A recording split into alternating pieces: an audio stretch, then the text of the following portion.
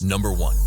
A hero turned villain after being exposed. A highly praised NYPD detective shocked everyone after he was charged with perjury. Detective Kevin DeSormo had been believed to be one of the most effective and brave detectives in the New York Police Department. DeSormo was awarded a medal for valor after a shootout in Queens. He was also believed to have been most efficient in locating drugs and guns and had made, by his own count, 350 arrests. However, as it turned out, most of these arrests were false. In 2014, DeSormo and his colleague, Officer Sasha Neve, arrested a man named Daryl Williams on the charges of making a drug deal. However, everything changed as Daryl's case reached court. During the trial, the defense presented CCTV footage of the place where DeSormo and Sasha were supposed to have arrested Daryl from. The footage cleared that Daryl's absent from the vicinity at the time of the alleged deal. Before the footage was shown, DeSormo had testified under oath that he had seen Daryl doing the drug deal. The videotape of the place caused DeSormo to be charged with perjury, but this was not the only time that he lied under oath. An internal investigation into DeSormo's conduct revealed that he had been following this practice for years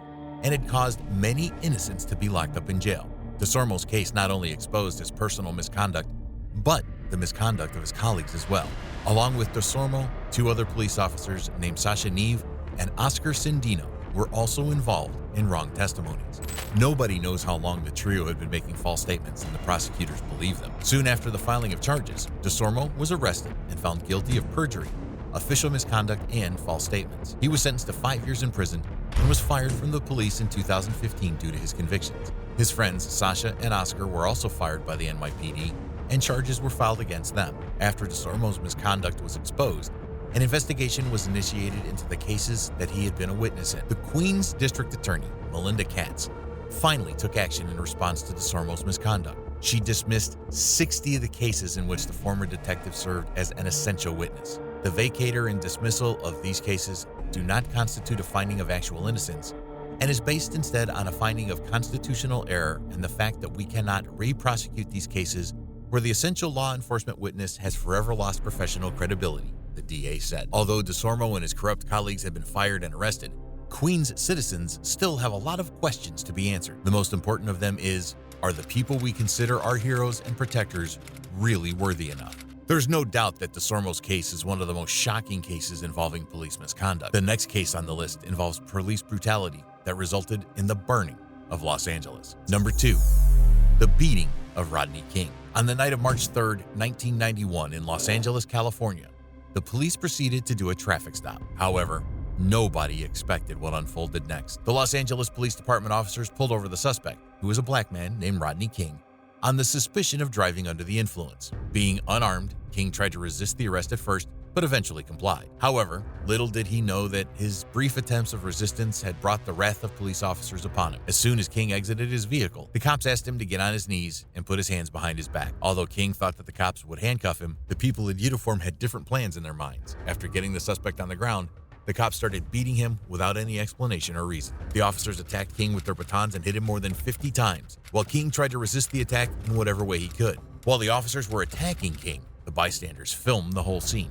An important thing to keep in mind is that the year was 1991, when cameras were not yet an everyday thing. After the brutal beating, King was taken to a hospital where he received treatment for broken bones, a fractured skull, and many internal injuries. While King was treated for his injuries, the video of his beating had become public and sparked nationwide outrage. Soon after the protests against police brutality erupted, 4 officers involved in the incident were charged with assaulting King with a deadly weapon and using excessive force. When the case reached court, the officer's attorney presented an edited video in which all the crucial parts had been removed to justify the officers' acts. To everybody's surprise, the edited video served its purpose, and all 4 officers were acquitted in 1992. Media coverage at the time focused on the looting, the burning, and the violence without much context for the socioeconomic disparities and police treatment of people of color in Los Angeles. The court decision resulted in the most horrific and huge riots that Los Angeles has ever seen. As soon as the verdict was announced on the news, millions of black people took to the streets protesting against the injustice that had been served. The African Americans, who were the primary people protesting, were also joined by the Latino communities. The authorities first assigned LAPD to get hold of the situation. However, it only made it worse given the resentment against the police and the black community. The riots lasted 6 straight days and resulted in 63 deaths, 2,383 injuries, and a total financial loss of $1 billion. To get control of the situation, the government deployed 10,000 military troops to put an end to the chaos. Along with the government, Rodney King himself appeared live on TV and asked the protesters to go home. However, the rioters weren't the only ones disagreeing with the verdict. President George H.W. Bush also expressed his bewilderment. Viewed from outside the trial, it was hard to understand how the verdict could possibly square with the video. Those civil rights leaders with whom I met were stunned. So was I. So was Barbara. And so are my kids, President Bush said. After the riots and chaos, the Department of Justice initiated the trial of 4 officers again. The trial resulted in 2 of the officers, named Lawrence Powell and Stacy Kuhn, being found guilty and sentenced to 30 months in prison, while the other 2 cops, Theodora Brazeno and Timothy Wind, were acquitted of all charges. However, both officers were later fired by the LAPD for their role in the incident. After the court's decision, King filed a lawsuit against the city of Los Angeles and was awarded $3.8 million. Even after more than 30 years of the incident, Rodney King's case is still brought up whenever the topic of racism in law enforcement agencies gets discussed. But in addition to the officers' actions that day, another question pops up. What kind of violence would be going on in the days when there were no cameras to record? But citizens are not the only ones who suffer from some of the law enforcement officers. As it is, even their own are not safe from the misconduct of their colleagues. The next case on our list involves Officer Nathaniel Handren, who killed an off-duty officer. Number 3. Male cop shoots his female colleague. A St. Louis police officer named Nathaniel Handren was arrested after the charges of shooting another police officer were filed against him. The incident that claimed the life of an off-duty female officer, Caitlin Alex, happened on the morning of January 15, 2019, when both officers were playing a variation of Russian roulette in which they would take turns in firing a gun at each other. Handren allegedly pulled out a gun and shot Alex in the chest, killing her right in the moment. The shooting happened when both officers were at Handren's house, while Handren was supposed to be on duty and Alex was off duty.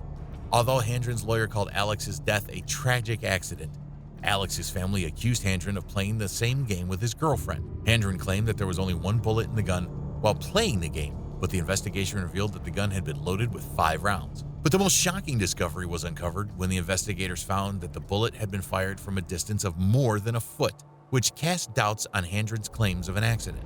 Handren, however, once again disagreed with the findings, saying that he would never do anything to hurt Alex since they were in love and were planning to move in together after Alex would be done with her divorce.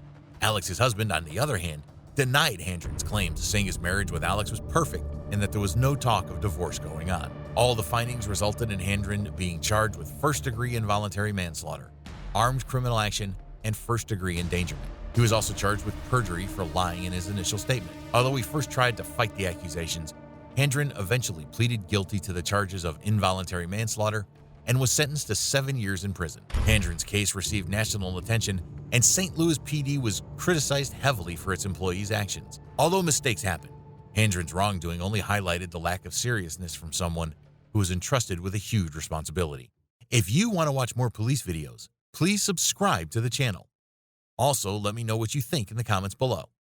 Until next time.